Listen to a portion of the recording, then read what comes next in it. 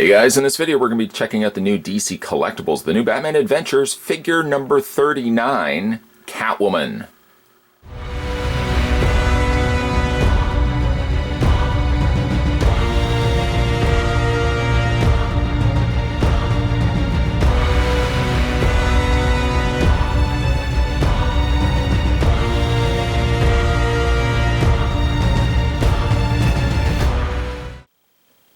Okay, so Catwoman gets the same very familiar display stand that we see before, the front, side, and in this case 3/4 back turn.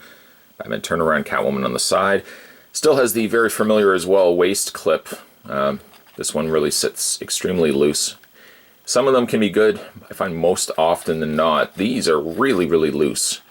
And as you can see, they just kind of flop down. It's funny that there's an irony to the idea that the clip is supposed to hold the figure in place, but 9 times out of 10, the figure seems to hold the waist clip from dropping. I kind of find that funny. I wish they would find an alternative to using these, but in the meantime, she does come with one of those. She does also come with her little meow cat, right there. Cat is fairly nicely done for as small as it is. Pupils also painted in there, red collar, and also has some articulation, so you can move the tail. You can move the head, which the head's a little tight here, and you can move the front legs and as well the back legs, and those legs are independent from one another. So you can actually have the cat looking as if the cat's walking. I like that. Probably want to get the cat to more so sit. There we go, so it won't fall over. She does also come with a whip, and I find like the whip has a much broader handle than really what I would imagine she would need. Currently I've got her with a gripping hand, and putting it in her hand seems very difficult. Like it seems unnecessarily thick. And a lot of times what I end up doing is accidentally bending the thumb while I'm trying to get the whip into her hand. She does come with a couple of different hand options. I'll show you that in a second. But you can get the whip into her hand. It just really is a thick-handled whip. Really unnecessary if you ask me. It is a rubber whip, which is a nice touch. Complete with the tails on the end. I like that it's rubber and not just simply a sculpted piece of plastic, because they could have just done something like that, made that plastic. But I do appreciate that this is at least a rubber. Handle a little too thick for my liking, but I appreciate at least the fact that she does come with a rubber whip. Before we have a look at the hands, let's have a look at the figure itself. The new Batman Adventures Catwoman is much more streamlined and also much more black. Basically head to toe, this entire figure is black. That's not 100% true. The face has some white pupils there for the eyes. You don't see her eyes whatsoever. She has this weird kind of purpley skin. Just some of the more funkier designs from the new Batman Adventures, but she does have this kind of off-white purple skin.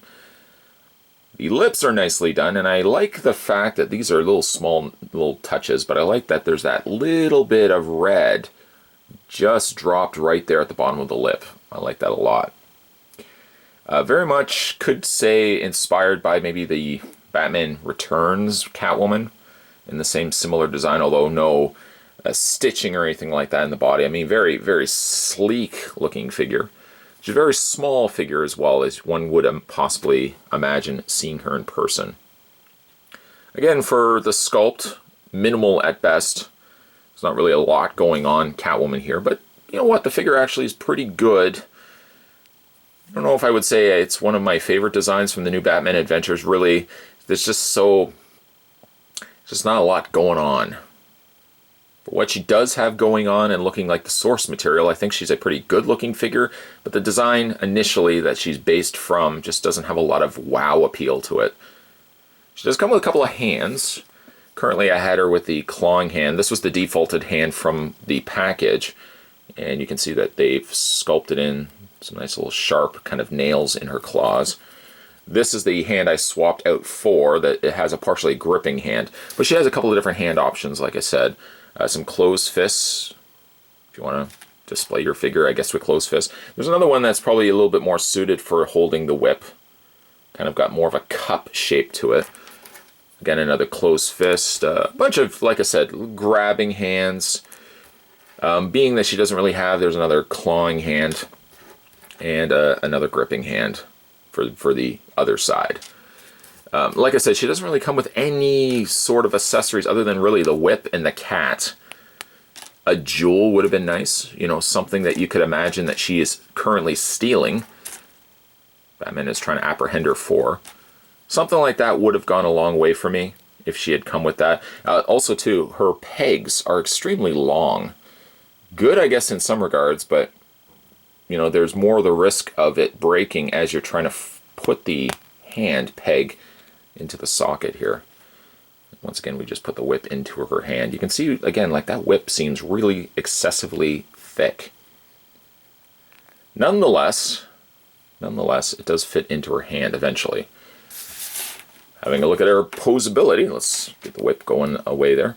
Posability on Catwoman, her head rotates all the way around, arms hinge out. You have a forward and basically all the way around motion on the arms, hinge in the elbow, a rotation in the forearm, a rotation in the hand, as well as a hinge back and forth. She doesn't have anything in the torso, but she does have the forward, back, and out motion on the legs, a hinge in the knee. No rotation. Initially, I might have thought there was a rotation. Don't do this, though. You do this, this will break. And then she also has the hinge in the foot. So minimal, I guess, on par articulation with the other female builds from the DC Collectibles line.